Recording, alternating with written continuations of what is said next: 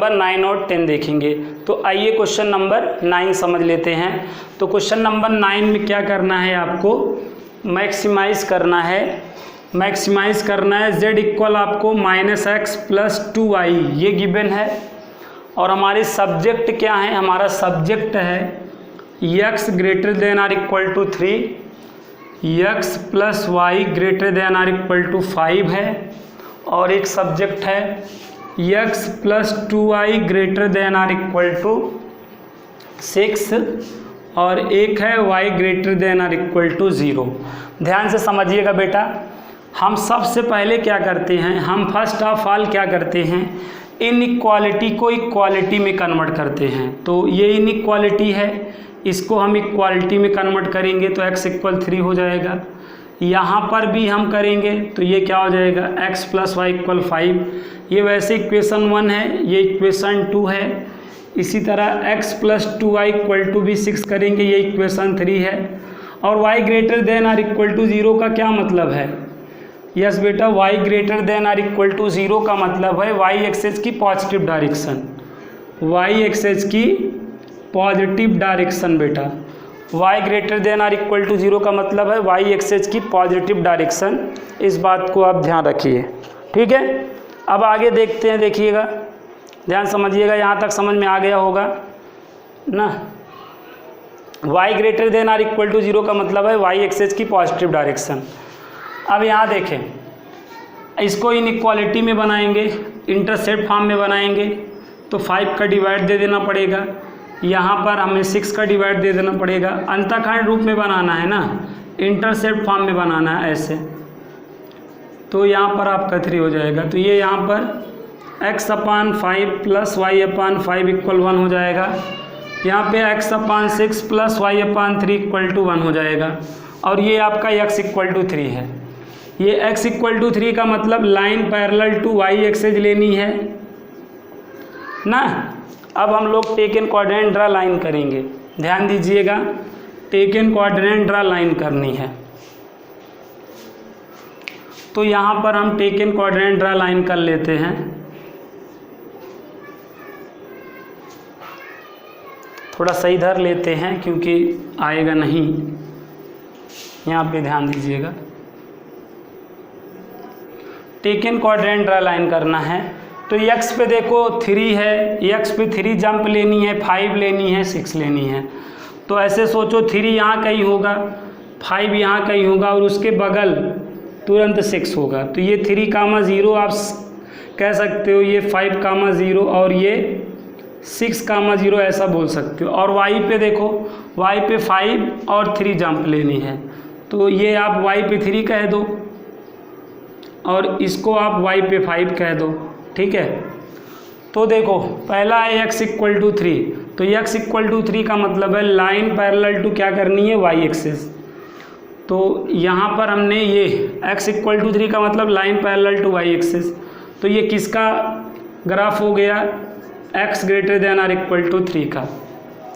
और ओरिजिन इसको सेटिस्फाई करेगा, नहीं करेगा, तो इसलिए एरो किधर लगेगी, आउटसाइड लगेगी।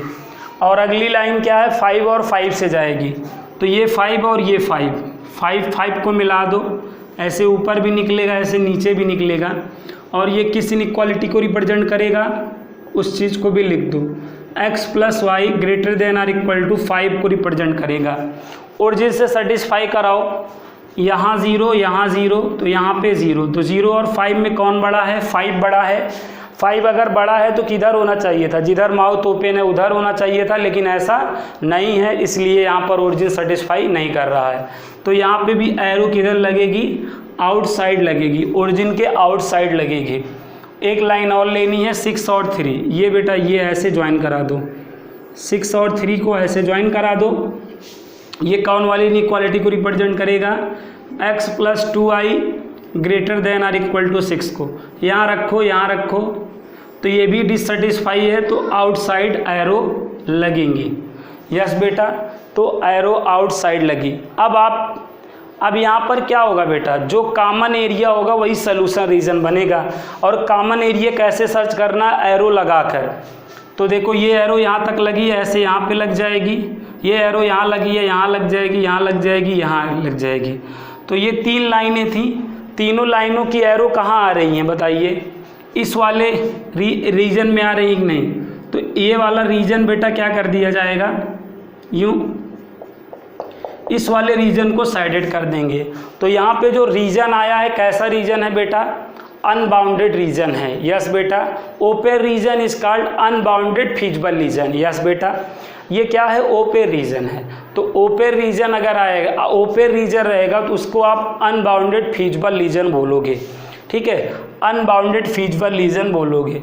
यहाँ पे ये इसको पॉइंट ए, इसको पॉइंट बी, इसको पॉइंट सी, इसको पॉइंट डी, इसको पॉइंट ई, इसको पॉइंट एफ, इसको पॉइंट जी, इसको पॉइंट एच, ऐसे नाम दे सकते हो। ठीक है, तो बेटा बाउंडेड अनबाउंडेड फीजिबल रीजन आ जाने के बाद आपको क्या करना होता है? टेबल बनाना होता है। यस बेटा, क्या बनाना होता है? टेबल बनाना होता है। अब हम टेबल में, यहाँ पे हम टेबल बनाएंगे, ध्यान से देखिएगा, हम टेबल बनाएंगे। टेबल में एक जगह corner point, critical point x, y लिखेंगे और एक जगह z हमारा क्या है बेटा? -x + 2i उसको लिखेंगे। तो यहाँ पे हमारे क्रिटिकल पॉइंट्स कौन कौन हैं? जो हमारा बाउंडेड या अनबाउंडेड फीजिबल रीजन में पॉइंट ऑफ इंटरसेक्शन होगा वही हमारा बेटा क्रिटिकल पॉइंट बनेगा। यहाँ पे देखें, ये पॉइंट C आएगा, पॉइंट D आएगा, पॉइंट F आएगा। यहाँ पे हमारा क्रिटिकल पॉइंट में कौन आएगा बेटा? देख लें ध्यान से, C वाला पॉइंट आएगा। C पॉइंट का कोऑर्डिनेट हमको पता है बहुत अच्छा, 6,0। D वाला हमें ज्ञात करना पड़ेगा। और E वाला देखिए, F वाला पॉइंट आएगा, F वाला पॉइंट आएगा, F वाला मिसिंग है। तो हमारे यहाँ पर 3 क्रिटिकल पॉइंट होंगे। अनबाउंडेड और बाउंडेड फीजिबल रीजन का जो पॉइंट ऑफ इंटरसेक्शन होता है वही हमारा क्रिटिकल पॉइंट कहलाता है। तो देखो यहाँ पर C आएगा, D आएगा, F आएगा। ठीक है ना, तो ये हमारे क्रिटिकल पॉइंट्स होंगे। These are critical points. अब क्रिटिकल पॉइंट्स में क्या हुआ, हमारे को C तो मालूम है, D और F नहीं मालूम है, तो D और F को मालूम करेंगे। तो D और F को कैसे मालूम करेंगे?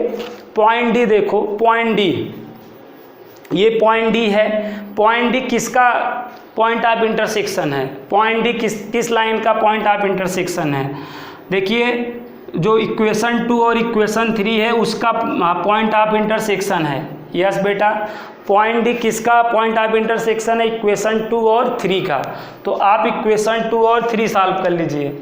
यहाँ पे इक्वेशन 2 देखिए आपका x + y = 5 है और इक्वेशन 3 क्या है? x + 2y = 6। इनको सॉल्व कर लीजिए। तो इनको सॉल्व करने पे जो x y की वैल्यू आएगी वो D का कोऑर्डिनेट होगा। तो सॉल्व करेंगे तो सब्ट्रैक्ट कर दीजिए। तो सब्ट्रैक्ट करने पे ये कट जाएगा। -y = क्या मिलेगा? -1। माइनस का मल्टीप्लाई कर देंगे, y की वैल्यू 1 मिलेगी। ये वैल्यू यहाँ रख दीजिए। तो x + 1 = 5, x की वैल्यू 4। तो यहाँ पर बेटा D का कोऑर्डिनेट क्या आ गया बेटा? 4,1 आ गया। आई होप आ गया होगा, कमेंट करके बताते चलिएगा। ठीक है, 4,1 साक्षी बता भी रही है, बहुत अच्छा। अब इसी तरह देखें बेटा, ये F किसका इंटरसेक्शन पॉइंट है? F देखें, F जो है, F किसका इंटरसेक्शन पॉइंट है? F जो है किसका इंटरसेक्शन है? देखिए F पॉइंट, ये वाला पॉइंट मैं कह रहा हूँ, ये वाला पॉइंट देखिए, इसका मतलब 2 और 1 का है, 1 और 2 का है। ये x = 3 है और x + y = 5 है। तो x की वैल्यू पता ही है, यहाँ रख दीजिए। 3 + y = 5। तो y की वैल्यू 5 - 3, y की वैल्यू 2 आ गई। तो ये पॉइंट 3,D, 3,2। F का कोऑर्डिनेट क्या गया? 3,2।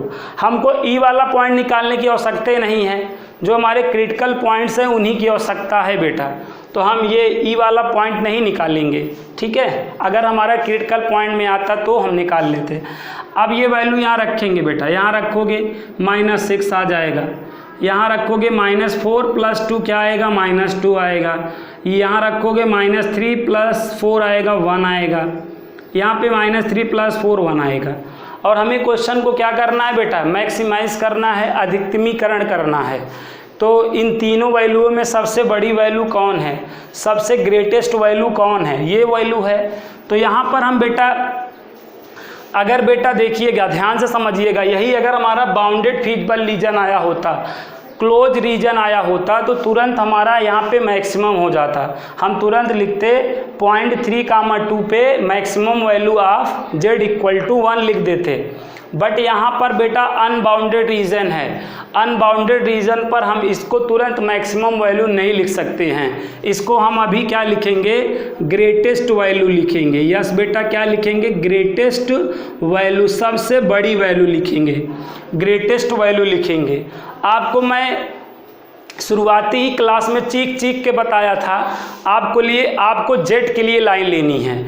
आपको जेड के लिए लाइन कब लेनी है बेटा, अनबाउंडेड के लिए लेनी है। ये देखिए अनबाउंडेड फीजिबल रीजन है, तो यहाँ पे हमें जेड के लिए भी लाइन लेनी पड़ेगी। जेड के लिए लाइन हम कैसे लेंगे, ऐसे लेंगे, देखिए जेड जो है हमारा लिख लो, क्या है, -x + 2i। ग्रेटेस्ट है ना, तो ग्रेटेस्ट को इनइक्वालिटी में ग्रेटर देन करके लिखा जाता है। ग्रेटेस्ट को इनइक्वालिटी में ग्रेटर देन लिखा जाएगा, कितना लिखा जाना है, 1 लिखा जाना है। अब ये क्या हो गई, इनइक्वालिटी हो गई। अब इसको हम क्या करेंगे बेटा, इसको हम किस में कन्वर्ट करेंगे, यस बेटा, इक्वल टू में। इसका ग्राफ लेना है बेटा, इसका ग्राफ लेना इक्वल टू में कन्वर्ट करेंगे। अब यहाँ पर देखें -x/1 2i/1 = 1। अब आई होप दिख रहा होगा इस चीज़ को बेटा, इस चीज़ को आप ऐसे x/-1 प्लस y = 1/2 = 1 ऐसा रिटर्न कर सकते हैं। ये x पे क्या है, -1 है, और ये y पे 1/2 है। यहाँ पे देखिए ओपन इंटरवल हो रहा है। जेड के लिए आपको हमेशा लाइन कैसी लेनी है, डॉटेड लाइन लेनी है, ये बात आपको बता चुका हूँ। तो यहाँ पे हम डॉटेड लाइन लेंगे, और वो जो डॉटेड लाइन होगी किससे पासिंग थ्रू होगी, -1, x पे -1 से और y पे +1/2 से।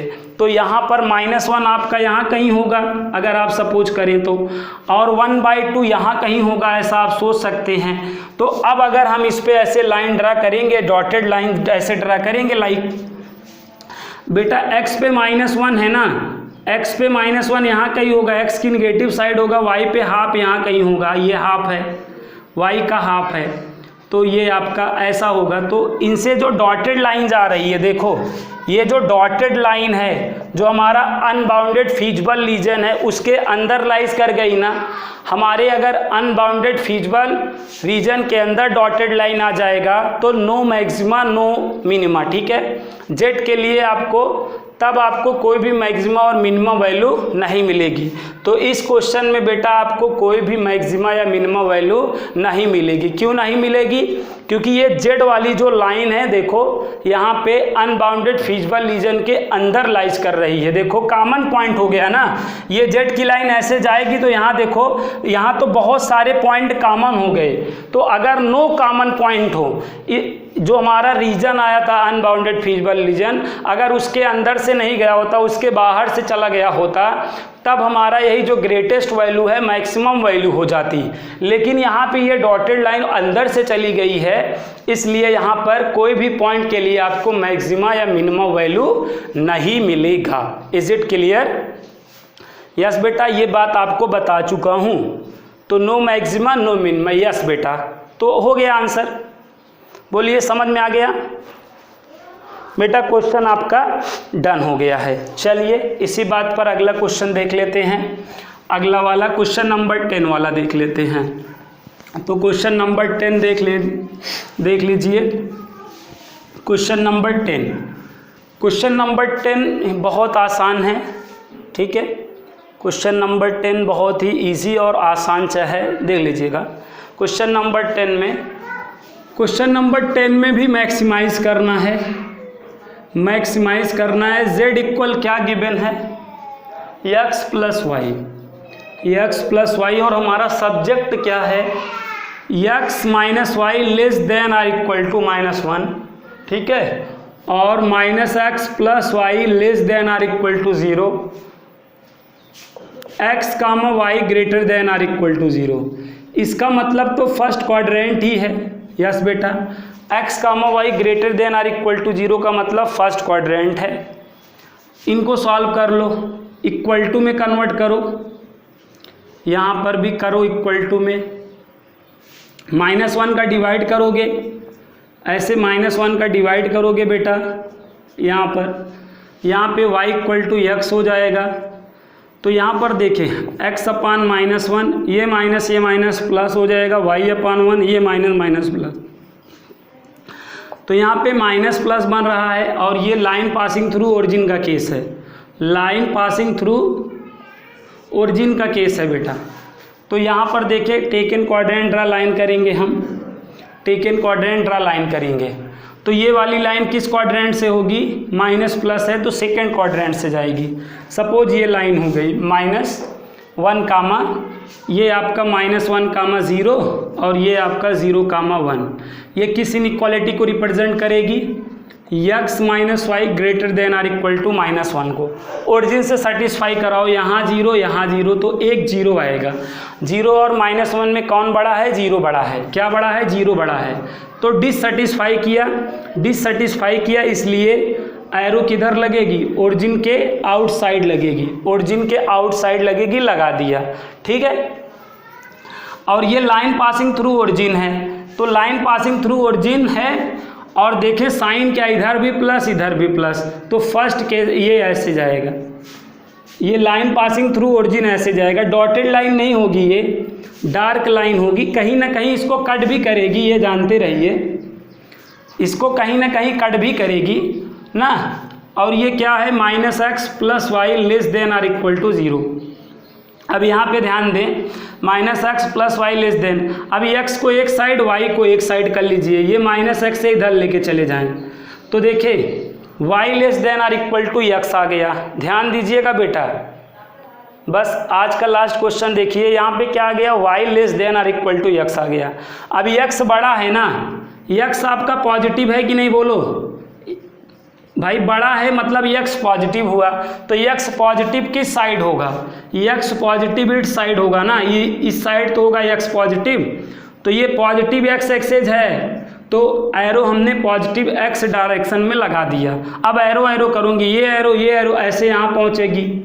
ठीक है, ये एरो ऐसे एरो लगती रहेगी, यहाँ पहुँचेगी कि नहीं। तो यहाँ पर देखो कहाँ इंटर कर गई, देखिए इंटर कर गई। यहाँ पर आप ध्यान से समझेंगे तो ज़्यादा बेटर रहेगा। यहाँ पर बेटा ये जो दोनों लाइनें हैं ना, पैरेलल लाइन भी होंगी। क्या होंगी, पैरेलल लाइन होंगी। ठीक है, ये पैरेलल लाइन होंगी। कैसे होंगी पैरेलल लाइन, आप समझिएगा।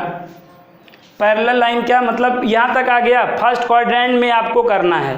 सपोज ये ऐसे बनेगा, बोलो यहाँ तक आ गया। ये जो दो लाइनें हैं, जैसे x - y लेस देन, तो इसको आप -1 कर लो।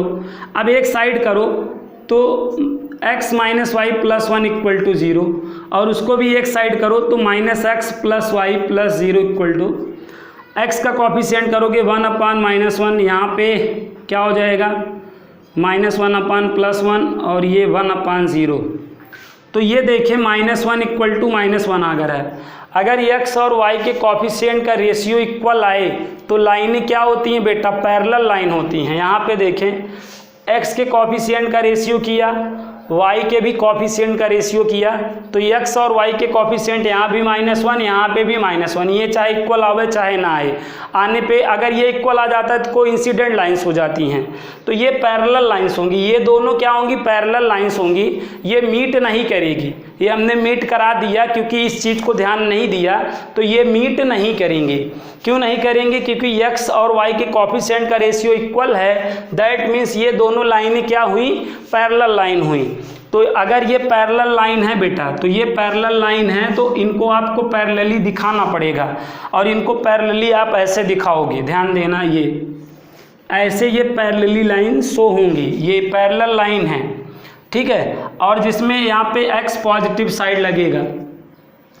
अब इसमें देखो कोई भी एरो इंटर ही नहीं करेगी, नो सॉल्यूशन है ना भाई। अगर डबल इनइक्वालिटी है तो कॉमन जिस रीजन में आपकी एरो जो है लाइज करती हैं तो वही कॉमन रीजन होता है, वही तो आपका फीजिबल रीजन होगा। तो यहाँ पे आपको कोई रीजन ही नहीं मिल रहा है। जब कोई रीजन ही नहीं मिल रहा है तो मैक्सिमम मिनिमम वैल्यू क्या खाक मिलेगी? नहीं मिलेगी। तो इसमें कोई भी मैक्सिमम और मिनिमम वैल्यू नहीं है। क्यों नहीं है? क्योंकि इसमें पहली बात तो सोल्यूशन ही नहीं है ना। इसमें कौन सा रीजन करोगे? ये इधर निकल रहा है, वो इधर, तो कॉमन रीजन होना चाहिए। कॉमन रीजन नहीं है, इसलिए कोई भी पॉइंट पे नो मैक्सिमा नो मिनिमा है।